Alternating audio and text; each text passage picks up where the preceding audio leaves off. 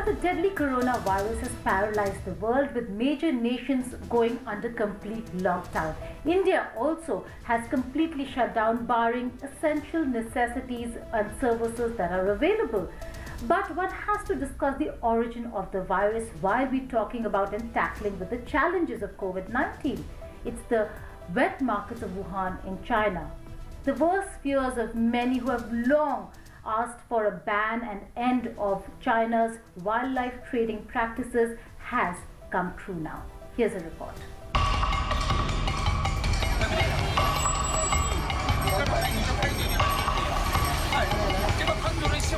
These visuals speak volumes about the quality of meat that is being consumed locally within China. There have been massive sparring between China and the US over the origin of the virus.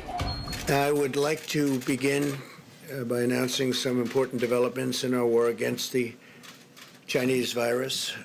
We'll be invoking the Defense Production Act just in case we need it.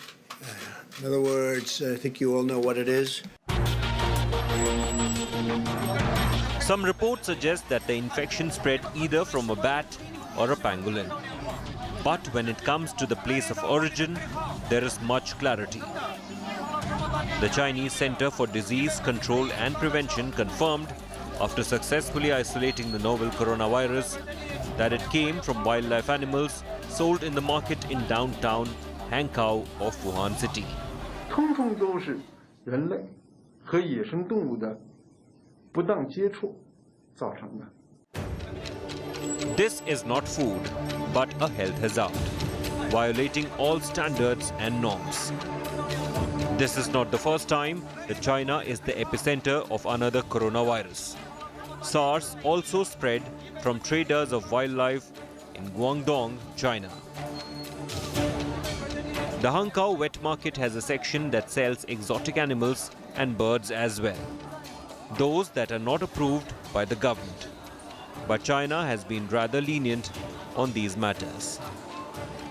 The wet market had a section selling some 120 wildlife animals across 75 species.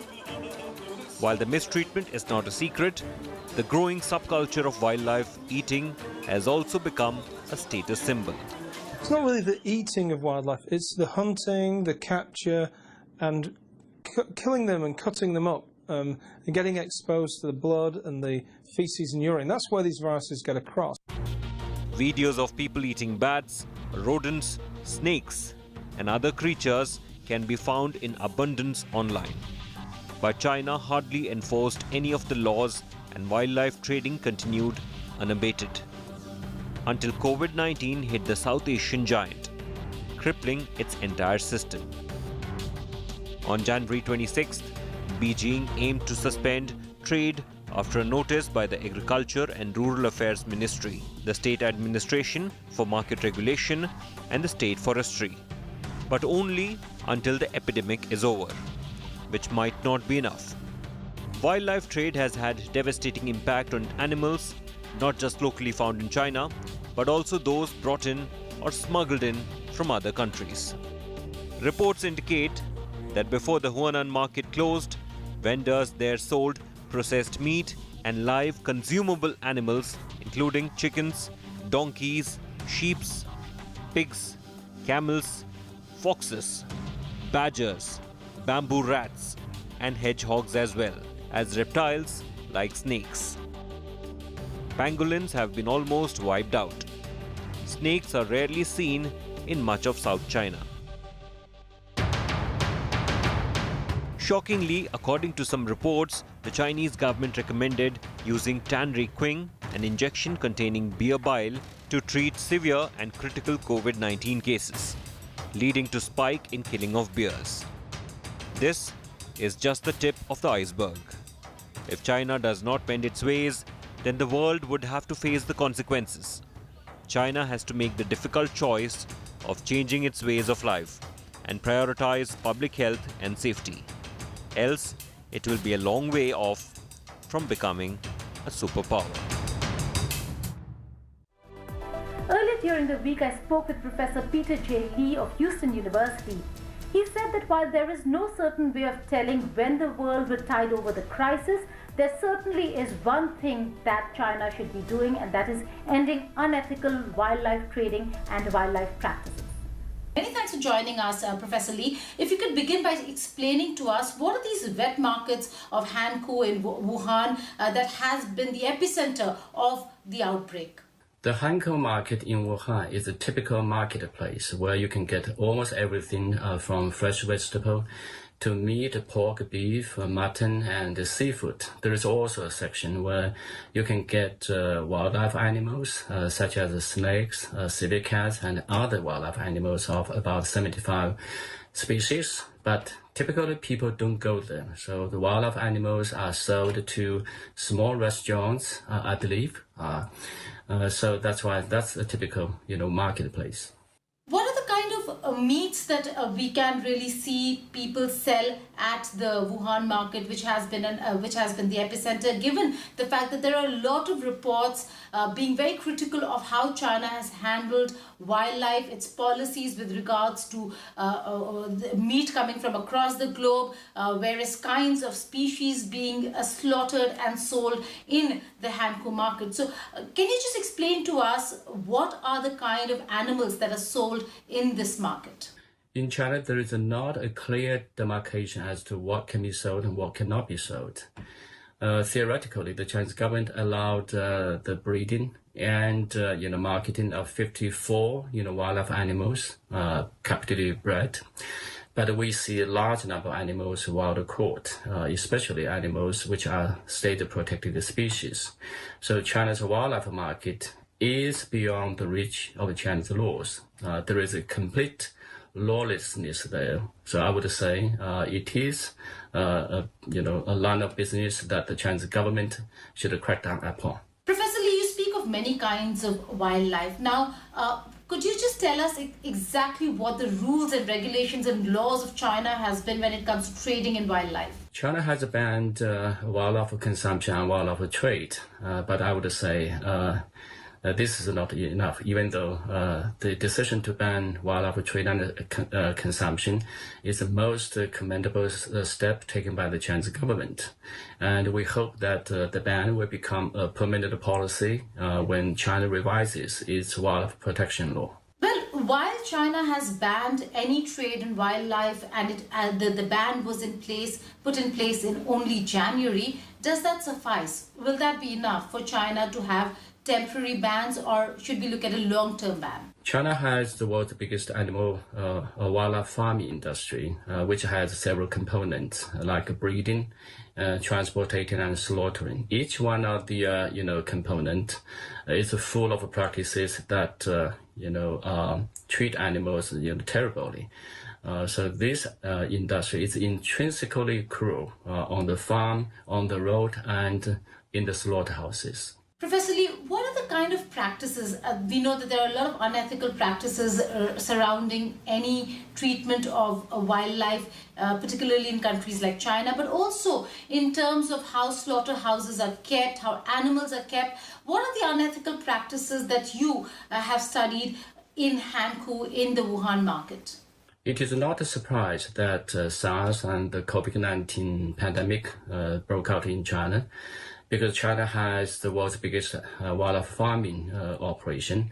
Large number of wildlife animals, captive bred and wild caught, are kept in very intensive, very crowded environment, and are transported over great distances and in horrible conditions. And when you put large number of wildlife animals, a lot of those animals are sick and dying with injuries. You cannot avoid, cross-infection of diseases, and allow, provide an opportunity for the mutation of viruses. Right? So it is not a surprise that the epidemic, both pandemics, broke out in China. But I would say, any country with a large scale, wildlife operation or concentrated animal feeding operation, they have to be careful. After Europe, the United States of America has surpassed the numbers of China. With the international community now trying to flatten the curve, here are some other reports from across the world on COVID-19.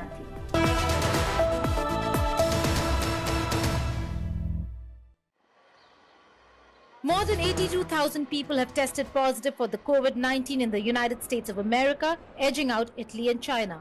New York has been the center of the pandemic in the US with more than 37,000 infections. The United States has also reported a surge in unemployment with more than 1 million Californians filing for unemployment this month due to the coronavirus crisis.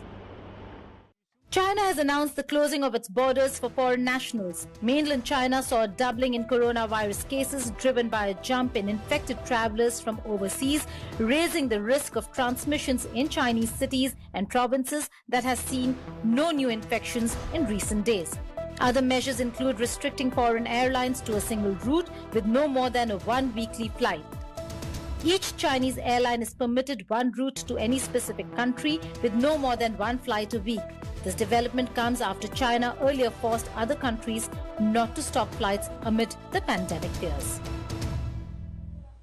Amidst the coronavirus pandemic, a man in Yunnan province in China died of hantavirus. Hantavirus is a disease which is spread by rodents. The man had died while on his way back to eastern Shandong province for work on a chartered bus. The report of hantavirus death came as the world continues to grapple against coronavirus and has sent shockwaves across the world. The Tokyo Olympics are to be postponed until 2021 after talks between Japan's Prime Minister Shinzo Abe and the International Olympic Committee President Thomas Bach. The decision was taken in the wake of the deadly COVID-19 outbreak. It's the first time in their 124-year modern history that the Olympics have been moved or delayed during peacetime. Earlier, the event was scheduled to begin on 24th of July this year. However, the event will still be called Tokyo 2020 despite taking place in 2021. South Africa came under a nationwide military patrol lockdown on Friday, joining other African countries imposing strict curfews and shutdowns in an attempt to halt the spread of the coronavirus. The announcement of the lockdown left the residents of South Africa under panic, and people were seen stocking up food and other supplies right after the announcement was made. South Africa's lockdown is one of the strictest, with alcohol sales, running on the roads and dog walking having been banned. Jerusalem's Church of the Holy Sepulchre, revered in Christian tradition as the site of Jesus' crucifixion and burial, was ordered closed on Wednesday for a week as a precaution against the coronavirus. The decision followed a meeting between Israeli police and senior church officials. The closure comes in the build-up to Easter, which was scheduled to be celebrated on 12th of April. It would normally see thousands of pilgrims flock the city, whose streets are now virtually deserted. Accusations, conspiracy theories, countries sparring, we've seen it all. But get this is not the first time that a conversation on the coronavirus is really taking place. There are web series, TV series, books that have spoken of such a coronavirus outbreak, some that date back 40 years. Here's a report.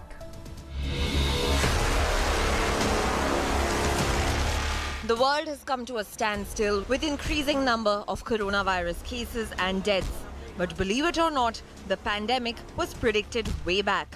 Yes, be it books, shows or even films, multiple pop culture works are seeing a resurgence for unwittingly predicting. Most recently, fans discovered that this episode of the Korean series My Secret Terrors featured a plot in which the coronavirus was used as a weapon. This scene takes place in the 10th episode of the first season, which aired in 2008. Similarly, a 2011 film Contagion was based on similar lines as the deadly coronavirus. Directed by Steven Soderbergh, the film starred Matt Damon, Jude Law, Gwyneth Paltrow and Kate Winslet. 9 years after its release, this film has once again gone viral. That's not all. Reality TV star Kim Kardashian had posted an excerpt of Sylvia Browne's 2008 book, End of Days, Predictions and Prophecies about the End of the World. This excerpt from the book read, "In around 2020, a severe pneumonia-like illness will spread throughout the globe, attacking the lungs and bronchial tubes and resisting all known treatments. Almost more baffling than the illness itself will be the fact that it will suddenly vanish as quickly as it arrived, attack again 10 years later, and then disappear completely." After the excerpt went viral, many dismissed the prediction as too vague. Surprisingly, even the 2017 Asterix comic, Asterix and the Chariot Race, featured a ruthless Roman villain by the name of coronavirus. Gotta get a juicer, gotta drink juice, lose weight, won't get chest pain from answering the phone anymore. Emmy Award-winning animated comedy The Simpsons also happened to mention the spread of a highly contagious virus named the Osaka flu in an episode which aired 27 years ago. Look at this clip where Sheldon's face is covered with a mask and talks about a deadly contagious virus taking over the world with his mother. We're all gonna die! About the local calendar. This isn't funny! I know, baby. I know. But you need to understand that sometimes the news says those things just to scare people. Entertainment Bureau, India Today. I know you don't believe in this, but I'm going to do it anyway. Slipping into a short break. When we return, we'll get you details of the big G20 virtual summit where world leaders pledged $5 trillion into the global economy. Stay with us.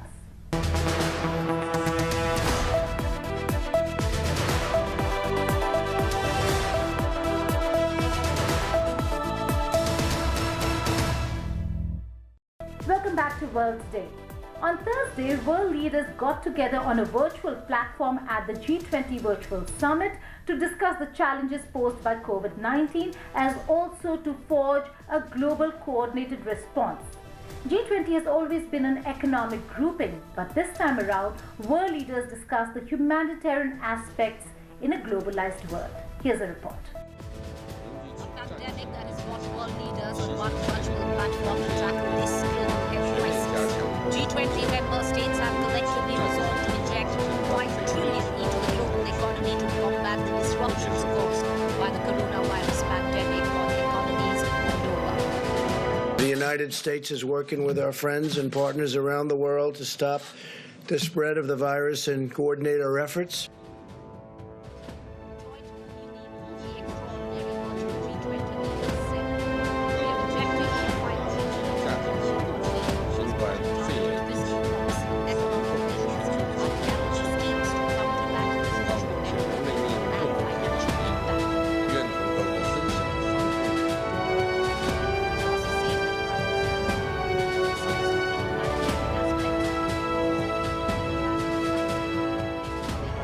The coronavirus pandemic has forced 3 billion people of the world into lockdown. Around 22,000 lives have been lost, and while nations are grappling to deal with the crisis, questions are now being raised on the role of the World Health Organization.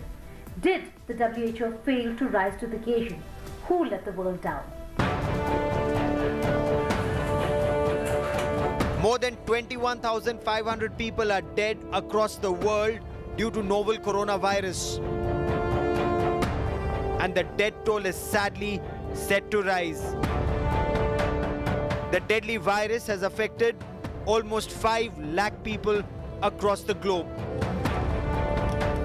And as global anger at China mounts, in the line of fire is this man, Dr. Tedros, the Director General of the World Health Organization, who incidentally applauded China for transparency in the early days of the epidemic when all evidence pointed to the contrary.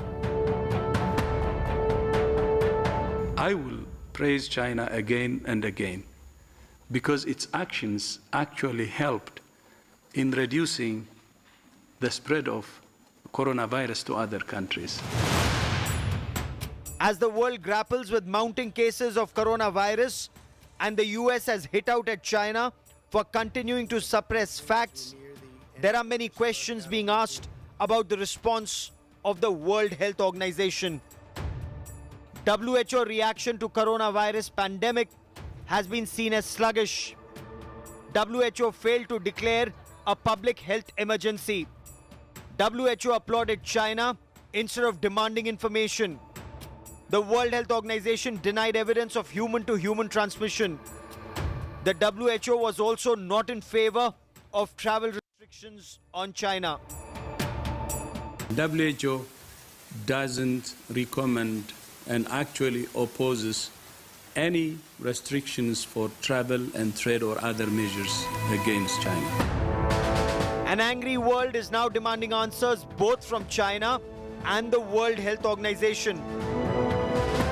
The WHO has not done itself any favors by its actions in the past few months. Everything they did was literally helping the Chinese government, the Communist Party of China, hide facts from the world. We must all debate post this crisis the role WHO played, and I'm telling you, the results are going to be rather grim. It is being argued that since both the US and Europe are tightening their purse strings and reducing funding and participation in international bodies, China is increasingly filling the vacuum and using its financial muscle to arm twist global organizations. Bureau Report, India Today.